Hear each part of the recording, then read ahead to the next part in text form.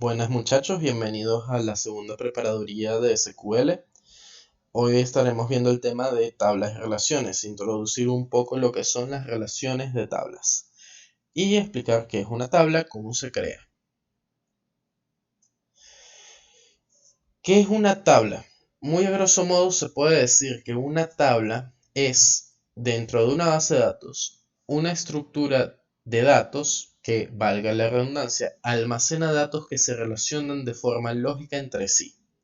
Les había conseguido este ejemplo, esta imagen de ejemplo en Stack Overflow, pero es un poco, a pesar de que se ve muy genial, es un poco confusa, por lo que les hice un ejemplo mucho más sencillo en Excel.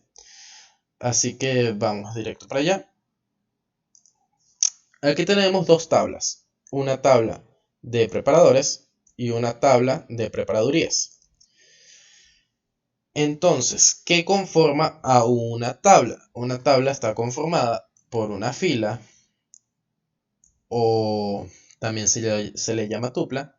Bueno, una o varias filas o tuplas y una o varias columnas. Las columnas, a la hora de ustedes declararlas, cuando ustedes están creando una tabla o cuando la están modificando y quieren crear una columna, tienen que dar su nombre, el tipo de dato y algo opcional que pueden o no ponerlo, que se llaman constraints.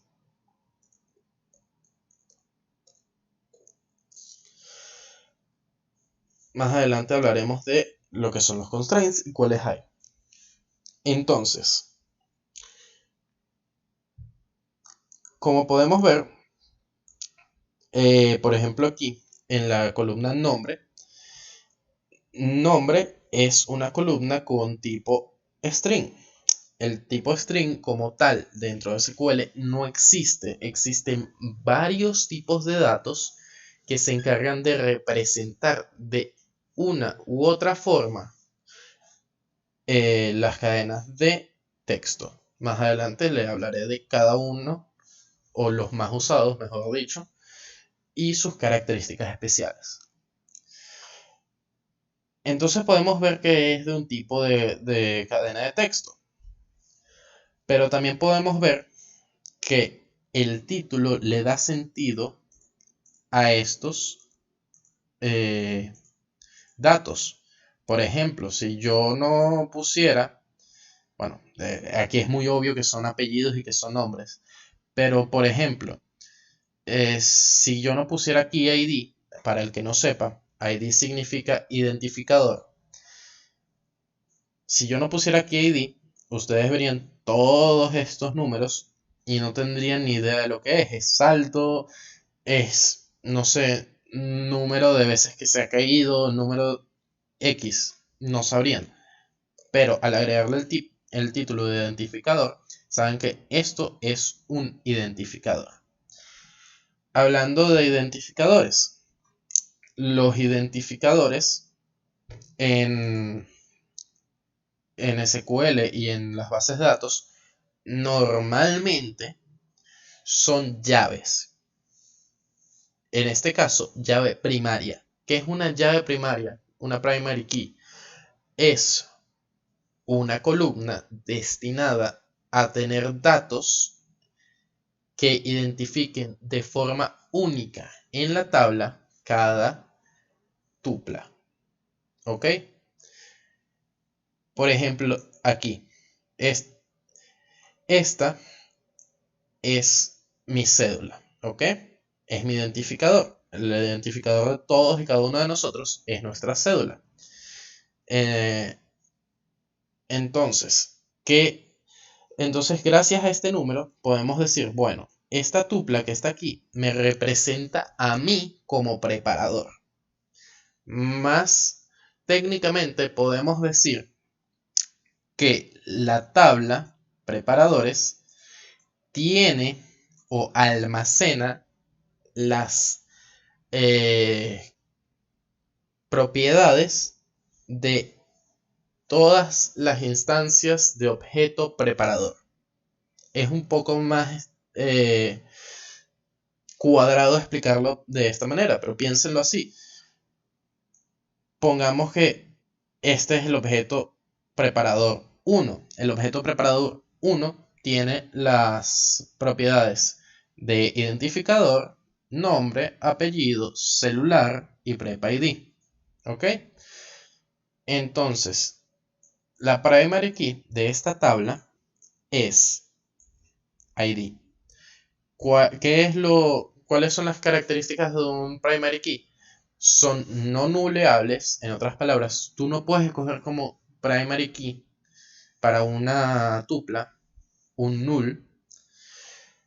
Son únicos dentro de la tabla, no se pueden repetir.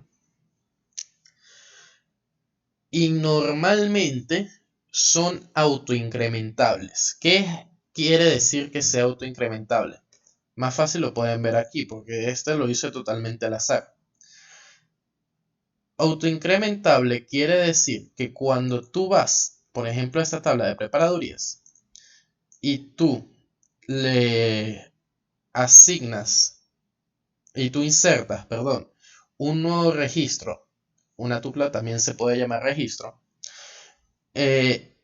digamos que le vamos a poner de nombre mate, por matemática. Esta columna automáticamente va a ver el registro anterior, ver el ID anterior, le va a sumar 1 y lo va a insertar acá. O sea, tú no tienes que insertar de forma automática, o sea, de forma manual, el ID. De nuevo, esto es normalmente, estas son propiedades que se pueden activar o desactivar dependiendo del ambiente en el que estés. Estoy un 99% seguro de que en MySQL esto se cumple. Ok, entonces ya quedamos claros de que esta es la primary key de esta tabla. Pero ustedes dirán, aquí también hay una tabla, una columna que se llama ID, pero se llama prepa ID. ¿A qué hace referencia? Si nosotros tenemos una tabla llamada preparadurías, ¿para qué en la tabla de preparadores tener una, una columna llamada prepa ID? Bueno, muy sencillo. Esto que está aquí es lo que se conoce como una llave foránea. ¿Qué es una llave foránea? Una llave foránea no es más que la llave primaria de una tabla que se está relacionando con nuestra tabla. ¿Ok? En este caso, por ejemplo, miren este ejemplo que seguramente les va a ayudar a comprender mucho mejor. Esta tupla que está aquí, ya habíamos dicho que soy yo, Juan Blanco. Mis datos, mejor dicho. Entonces, ¿qué preparaduría imparto yo? Yo imparto la preparaduría de SQL. Por lo tanto, en PrepID debe ir la llave primaria o el ID de preparadurías. En el caso de Juan Blanco, el ID de SQL. En este caso, 1. ¿Ok? De esta forma estamos haciendo una relación entre la tabla preparadores y la tabla preparadurías. Ahora vamos con el caso de Luis González. Luis González imparte la preparaduría web. Entonces le toca el número 2. ¿Qué pasa con Wilmer Montilla? Wilmer Montilla también imparte la preparaduría web. No hay ningún problema. Le toca también el ID 2. Ahora, solo por tener algo más, vamos a decir que Daniel Salas, este preparador ficticio, este trimestre no imparte preparadurías. Está registrado como preparador, pero no imparte preparadurías este trimestre. Por lo tanto, Prepa ID es null para él. Entonces, ¿por qué si yo había dicho que las prepas, que las primary keys son no nuleables, vemos ahora que este tal Daniel Salas tiene en Prepa ID null. Bueno, muy sencillo, porque si bien decimos que la clave foránea o foreign key es la primary key de otra tabla en nuestra tabla, una foreign key sí puede ser nuleable. ¿Por qué? Porque, por ejemplo, en este caso, hace sentido que si Daniel Salas no está impartiendo ninguna preparaduría, entonces su tupla, por así decirlo, no está relacionada con ninguna tupla de la otra preparaduría. Espero que se haya entendido más o menos cómo funciona esto. Hay mucho más que ver en cuanto a las relaciones. Hay muchos tipos de relaciones. Esta es, por ejemplo, un 0 o muchos a 1. Existen relaciones de 1 a 1, de muchos a muchos. O sea, de 1 a muchos también existen. Y a la inversa. Pero quería explicarles una de las más sencillas primero. Ya después, en clase, la profesora se encargará de explicarles mucho mejor lo que son las relaciones. Si no es que ya lo he hecho y ya voy tarde, probablemente. No, todavía no. Bueno, volvamos a la presentación.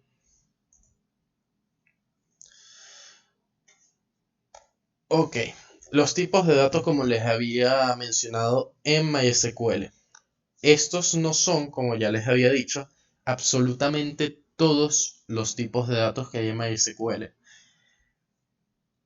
Son esta tabla, la tomé prestada de mysqltutorial.com.org y contiene algunos de los tipos de datos de MySQL. Tiene los más usados y algunos no tan usados. Empecemos por esta columna. Como podemos ver, de aquí, de char a long blob, todos estos son tipos de datos de cadena de texto. Como les había mencionado, cada uno tiene sus especificaciones. Yo les voy a explicar los más usados y los más básicos, ¿vale? Tenemos char y varchar. Aquí quiero hacer una salvedad. Anteriormente los char y los varchar sí es verdad que iban de 0 a 255 caracteres. Esto que ven aquí son caracteres. La longitud en caracteres de la cadena de texto. Pero actualmente tengo entendido que desde la versión 7 punto algo de MySQL, actualmente char y varchar tienen mayor alcance. Creo recordar que es hasta 4000. Pero bueno. Char y varchar parece que funcionan para lo mismo. No es así.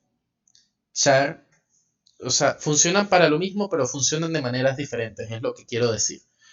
Ambos guardan cadenas de texto de longitud que tú le indiques. O sea, cuando tú estás declarando una columna char de 20, más adelante vamos a ver cómo se hace esto, es muy sencillo, es como una función.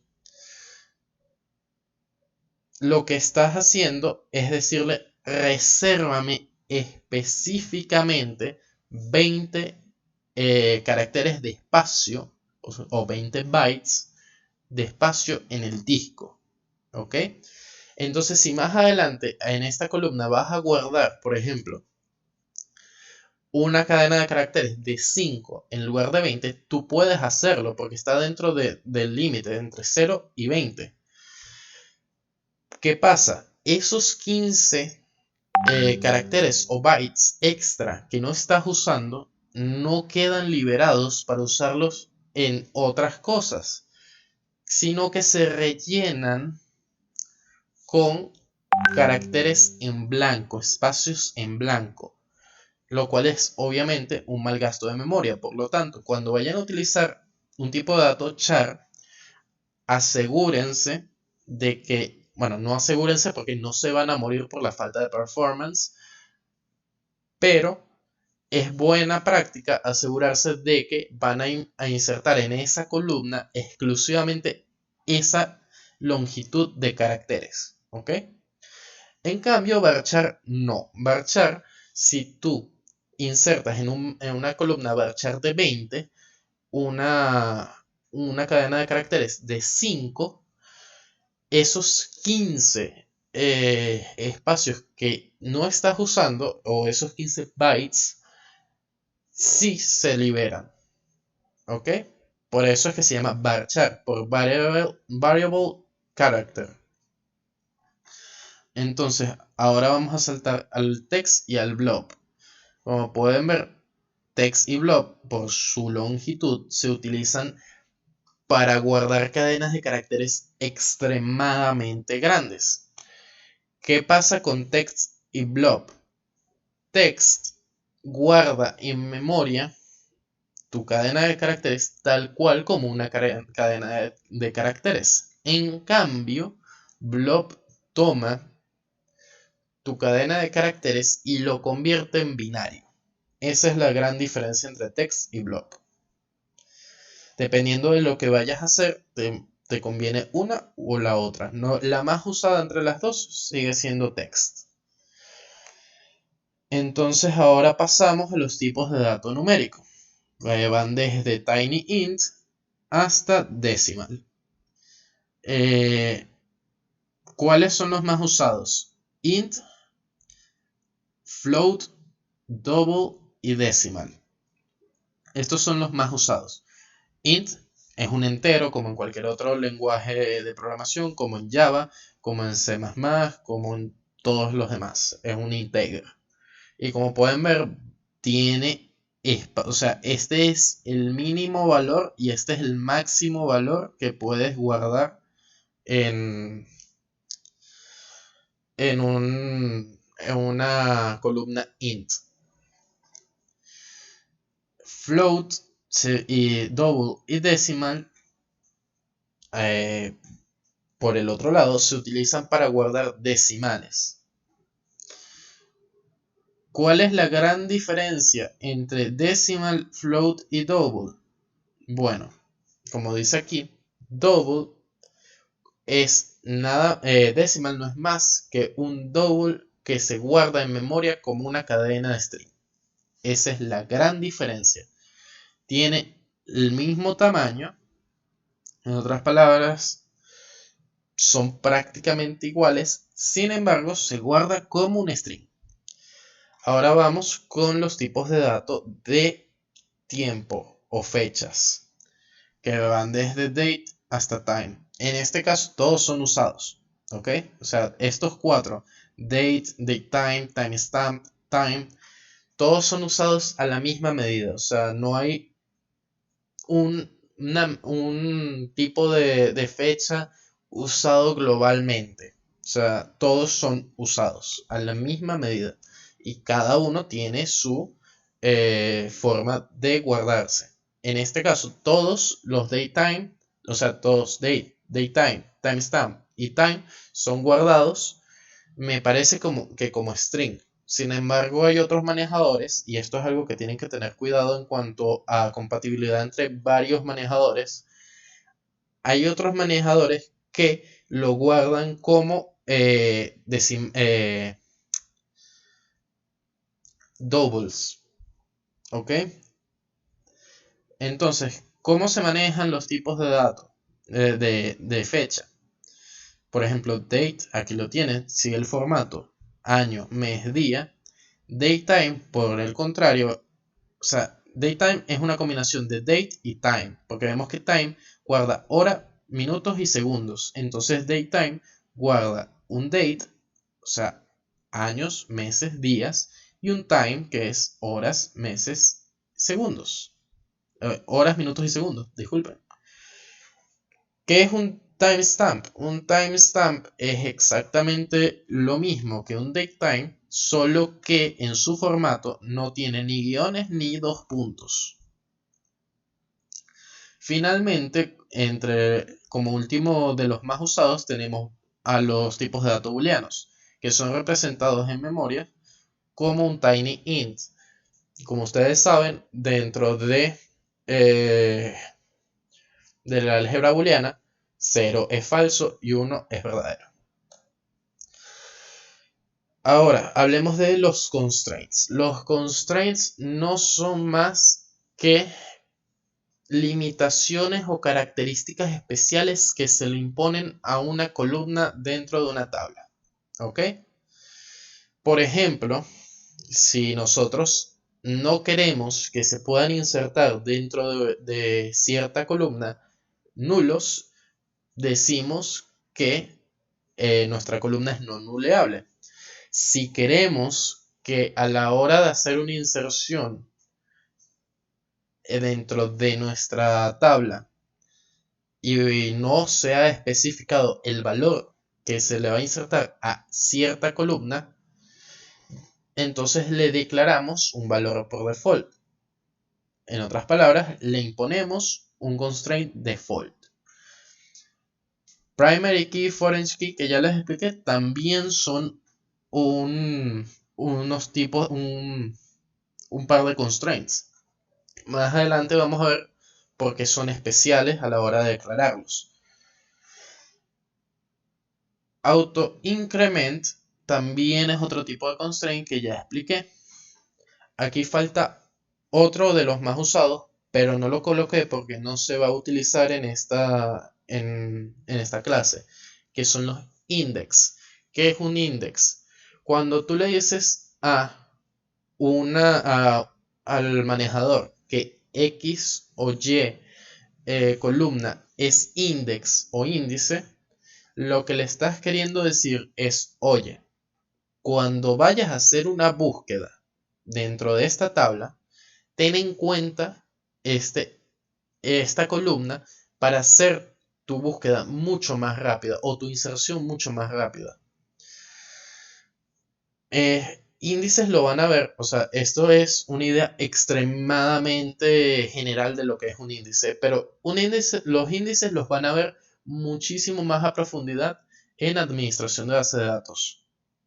Van a ver los tipos de índices, cuál es la lógica detrás de los índices, cómo manejar índices, todo eso lo van a ver más adelante en la otra materia. Ahora vamos a hacer un pequeño ejercicio. Me voy a meter en Workbench y les voy a mostrar primero el ambiente de trabajo de Workbench.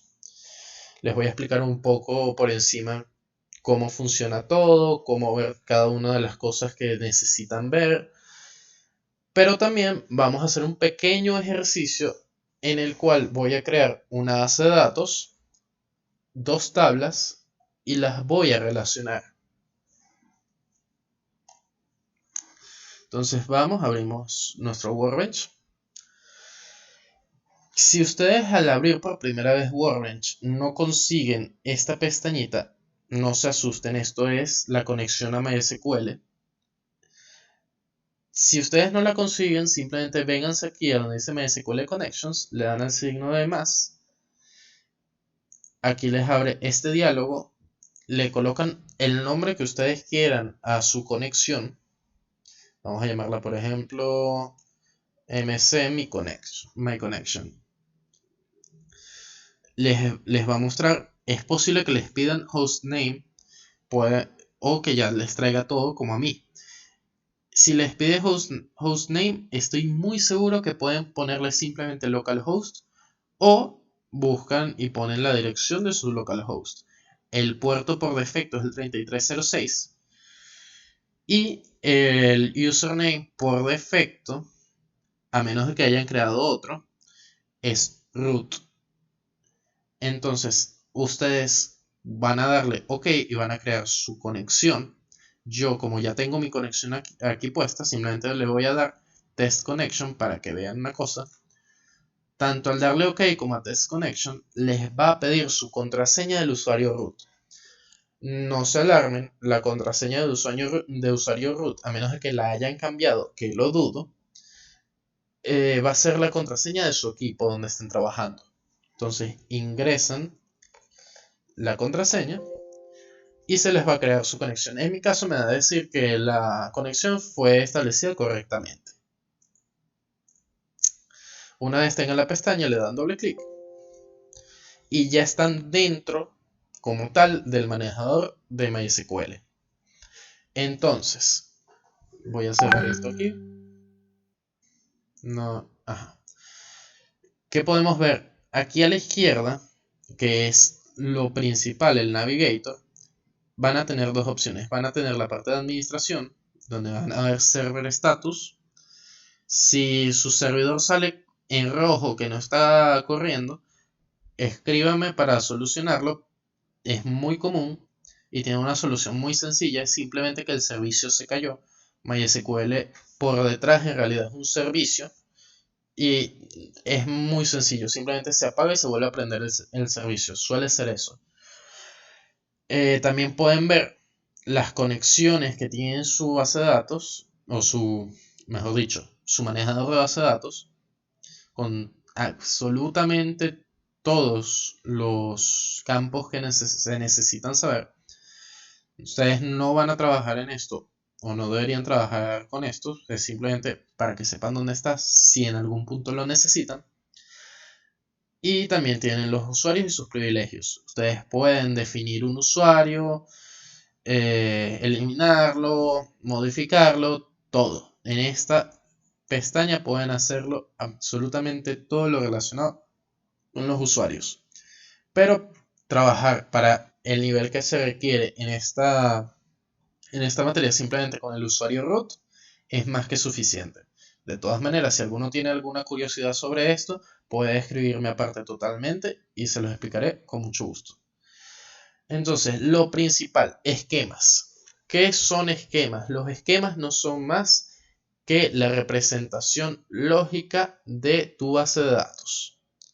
Aquí podemos ver que yo tengo 4 bases de datos diferentes. Ustedes simplemente van a tener, o deberían tener, SYS, que es la base de datos del sistema de MySQL. Al abrir su base de datos, les va a salir las tablas, views, store procedures y functions. A este nivel no vamos a trabajar con store procedures ni functions. Vamos a trabajar con tablas y en cierto punto creo que vamos a trabajar con views o vistas. Dentro de tablas, obviamente le van a salir absolutamente todas las tablas. Lo que pasa es que, ¿cómo se dice? En la tabla de sistemas solo hay una. Abren la tabla de sistema y se les despliegan estas 4 opciones, que son columnas, índices, foreign keys y triggers. No vamos a trabajar, como les dije, ni con indexes ni con triggers. Foreign keys en teoría deben salirle las relaciones, pero como en esta tabla no hay más que una sola tabla, en esta base de datos no hay más que una sola tabla, no hay ninguna clase de relación creada. Y cuando le dan a columnas, salen todas las columnas. Entonces vamos a crear nuestra base de datos. Si se les abre así, normalmente ya se abre con el editor, como lo vieron antes, pero si se les abre sin el editor la conexión, simplemente se vienen aquí, Create a New SQL Tab for Executing Queries y le dan clic. Ahora, si ustedes quieren trabajar, y esto es totalmente opcional, yo prefiero trabajar aquí en el manejador sin ninguna clase de pasos intermedios. Pero si ustedes por algún motivo quieren trabajar en un archivo .sql en su editor de texto preferido, llámese Visual Studio, Code, llámese Sublime Text, pueden hacerlo y simplemente le dan aquí y buscan su script de SQL. Le dan clic y lo abren. Y esto se los va a abrir aquí mismo, sin ninguna clase de problemas. Pero bueno, ¿Recuerdan la preparadoria pasada cuando les hablé del CRUD y les dije que afortunadamente en MySQL y en SQL en general, eh, la C de create del CRUD en SQL es exactamente lo mismo, o sea, es create y ya?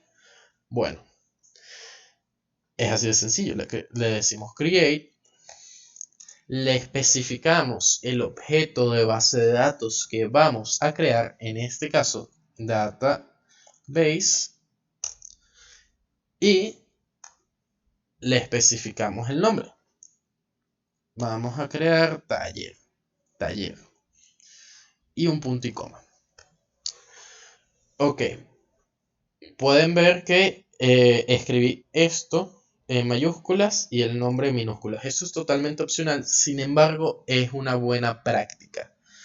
Todas las palabras reservadas de queries se ponen por buena práctica en mayúsculas, y lo que no sean palabras reservadas, llámense variables, que en un query normal no van a tener variables, pero más adelante en administración de base de datos, cuando vean lo que son estos procedures, sí las van a tener. Sean nombres, sean lo que sea que no sea una palabra reservada en minúscula. Digo que es totalmente opcional porque MySQL es, o sea, totalmente no case sensitive. Él no diferencia entre una mayúscula y una minúscula. O sea, para él son la misma cosa. Una D mayúscula es una D minúscula para él. Es lo mismo. Pero digo que es una buena práctica porque si cuando ustedes lleguen a tener queries de más de 100 líneas, leer ese query todo en mayúscula o todo en minúscula se les va a dificultar un pelo más que simplemente que leerlo con las palabras reservadas en mayúsculas y las demás en minúsculas. Ok, entonces, para correr un query dentro del editor de MySQL, tienen dos opciones. Tienen la opción de ejecutarlos todos, todo lo que esté en el editor se ejecutará en orden de arriba hacia abajo, o tienen la opción de ejecutar nada más los que estén señalados de esta manera. Antes de ejecutarlo, quiero mostrarles una cosa muy buena que deberían tener en cuenta a la hora de hacer scripts. Esto, que es un script, es nada más un conjunto de código en un archivo de texto con una terminación específica. ¿Suena complicado? Sí, pero no es simplemente decir que escribiste un montón de código en un archivo de texto y le pusiste la terminación que le tocaba. Por ejemplo, la terminación de SQL es .sql o MySQL. La terminación de JavaScript es .js. La terminación de C# era CS. La terminación de un archivo de C++ es C++, creo que sí. No estoy seguro. Hace tiempo que no trabajo con eso. Pero bueno, eso es algo totalmente aparte. Entonces, en este espacio que está aquí, entre el nombre y el tipo de objeto de base de datos, ustedes pueden especificar esto. If not exists.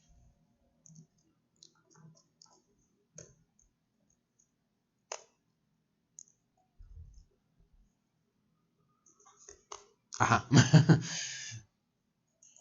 Esto es un comando en SQL que básicamente dice, ok, te estoy mandando a crear una base de datos que se llama taller, pero primero quiero que veas en todos mis esquemas si taller existe. Si taller existe, no lo crees y arroja una advertencia.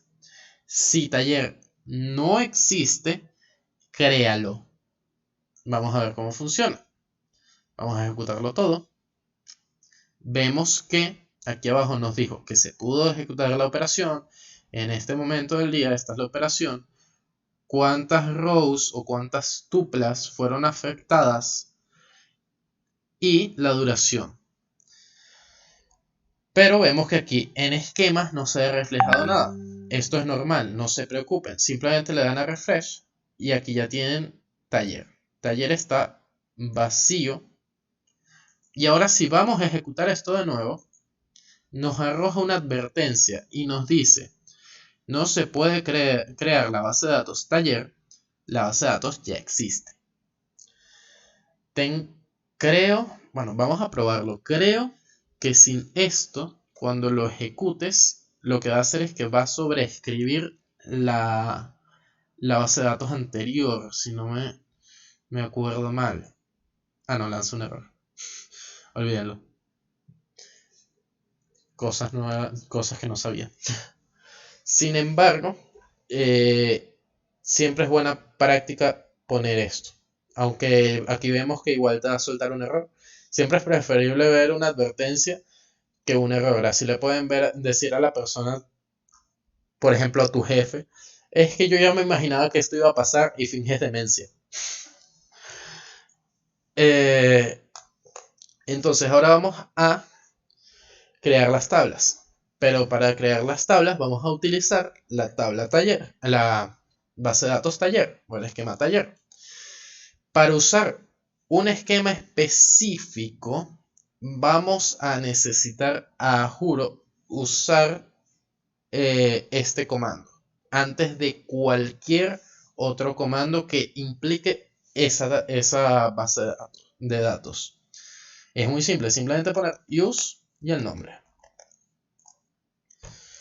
Ahora mismo, si lo ejecutamos tal como está, primero nos va a soltar la advertencia de esta línea. Y luego, como no hemos especificado qué hacer contra taller, lo único que va a hacer es que aquí va a poner el nombre de taller en negritas, que va a simbolizar que lo estamos seleccionando. Listo. Ahora, vamos a crear la primera tabla. Nuestro taller nuestra base de datos taller va a tener simplemente dos tablas por ahora: la tabla de carros y la tabla de dueños. Entonces vamos a crear primero la tabla de dueños. La tabla de dueños es create table if not exists y el nombre dueños. ¿Por qué no utilizo una ñ y utilizo una n? Porque costumbre, siempre es buena práctica cuando están codeando no utilizar ni ñes ni acentos, porque ustedes no saben si el lenguaje lo va a reconocer. Aunque SQL creo que acepta ñes, pero X. Entonces, vamos a declarar las columnas de nuestra tabla. Aquí vemos que después del nombre va a juro unos paréntesis. Los paréntesis nunca pueden estar vacíos. Tú nunca puedes crear una tabla sin al menos una columna. Entonces la primera columna que vamos a crear es el ID, que va a ser entero, not null y auto increment.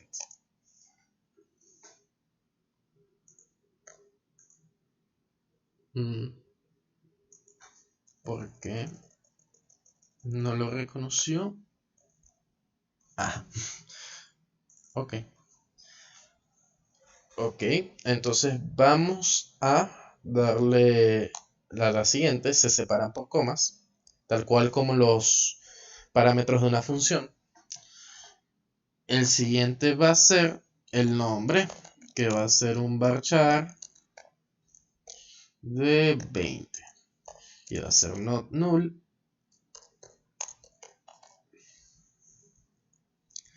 Y el apellido, que va a ser un varchar de 30 para variar. y tampoco va a ser nuleable. Ok, fíjense bien en la sintaxis. Primero, nombre del campo. Segundo, tipo de dato. Tercero, la lista de todos los constraints que tú quieres aplicar en este campo. Aquí, como yo planeo volver esto una llave primaria, pues simplemente la vuelvo not null y autoincrement. Estoy casi completamente seguro que al volver la llave primaria ya de una vez hace estas dos operaciones, pero por si acaso yo igual las hago. Entonces ustedes dirán, pero ¿por qué no simplemente le colocas primary key al lado como y estoy haciendo como con not null y con autoincrement? Porque las llaves, al ser, las llaves son un tipo especial, como les había explicado, de constraint. ¿Ok? Entonces tiene una sintaxis diferente. No es muy complicada. Simplemente vamos a hacer como si fuera otra columna, pero al final, y vamos a poner primary key y entre paréntesis ID, especificando cuál de las columnas ya creadas va a ser la primary key. Ahora vamos a crear la tabla de carros. Create table if not exist. Bueno, dejemos esto minúscula. Carros.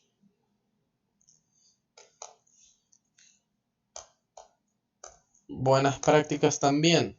Poner los nombres de todas las tablas como plurales.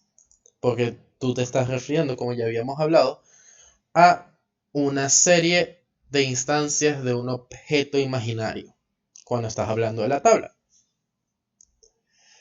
Entonces, carros también va a tener su ID, que va a ser int, not null, y va a tener auto increment. Va a tener modelo, que va a ser varchar 20.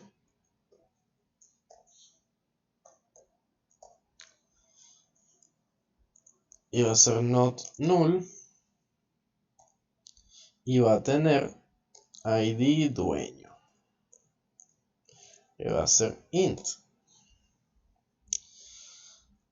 Y su primary key va a ser ID. Ok. Entonces vamos a ejecutar esto y se deberían crear ya las tablas. Efectivamente, le damos a refresh. Y aquí están nuestras tablas con cada uno de sus campos. Todo bien lindo. ¿Ok?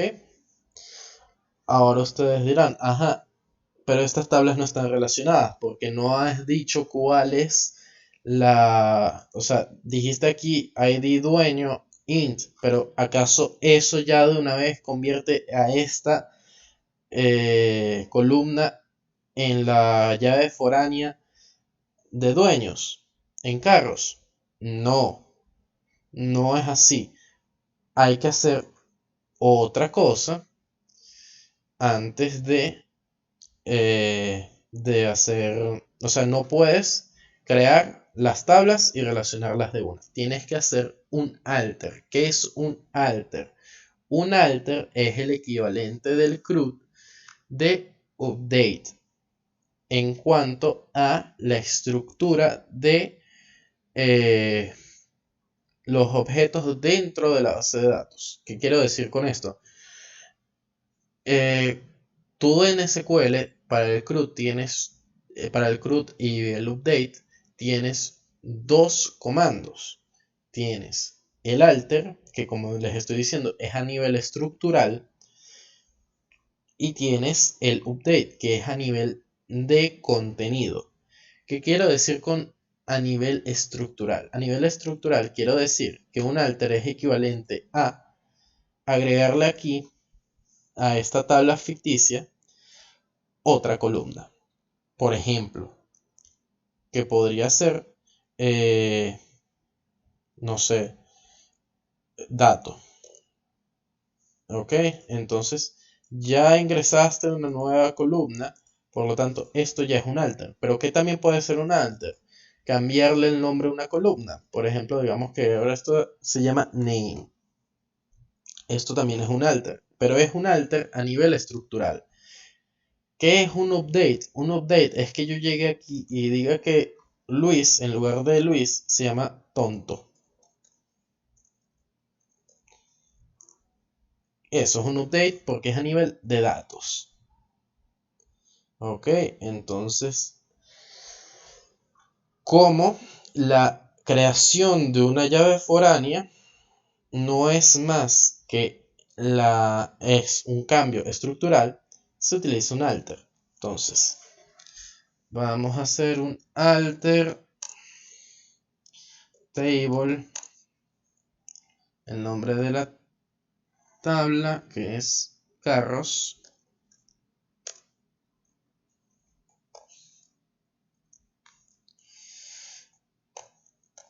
y vamos a poner forange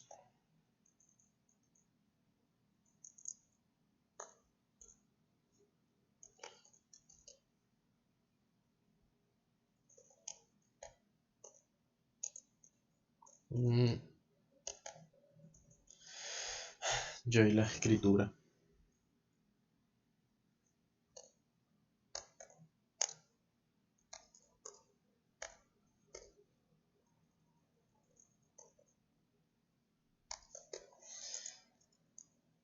Téngame un poco de paciencia que soy un poco tonto.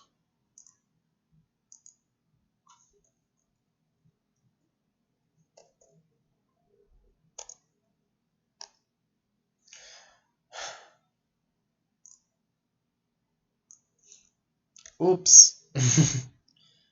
Bueno. Foreign key. Y va a ser el campo ID dueño. Esto no está completo. ¿Por qué? Porque si bien estamos diciendo que ID dueño en la tabla carros va a ser la nueva foreign key, no estamos diciendo con respecto a cuál primary key de qué tabla va a ser la relación. Si no me equivoco, de nuevo por media hora, debería ser x es x.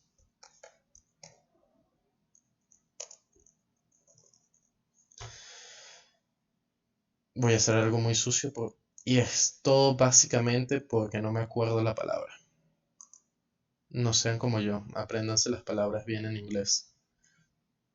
Reference, ok, no, solo soy tonto. Perfecto. Reference. Y el nombre de la tabla, que sería dueño.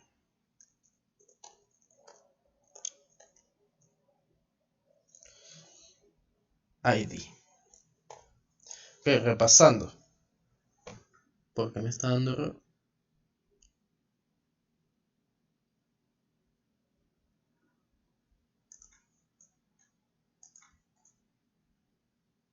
Mm.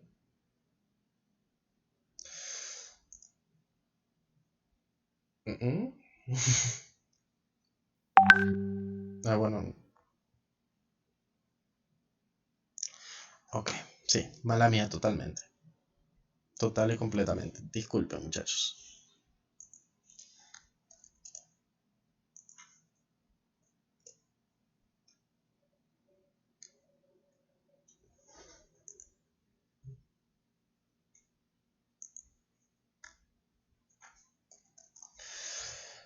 Ok.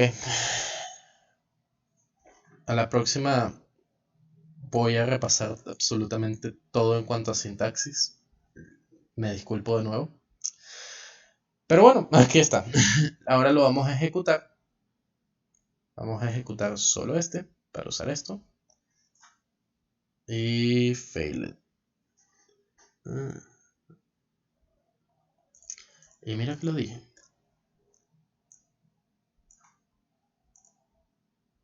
Listo. Entonces ya tenemos de estas dos tablas eh, enlazadas.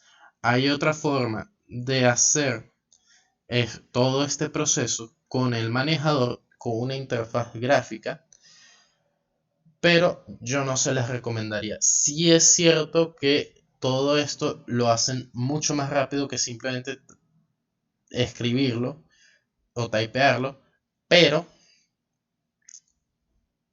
no se los recomiendo porque el manejador por detrás va a hacer muchas cosas de las cuales ustedes no tienen ninguna clase de control. ¿Ok? Por ejemplo, puede que el manejador agregue índices que ustedes no necesariamente quieren tener ahí.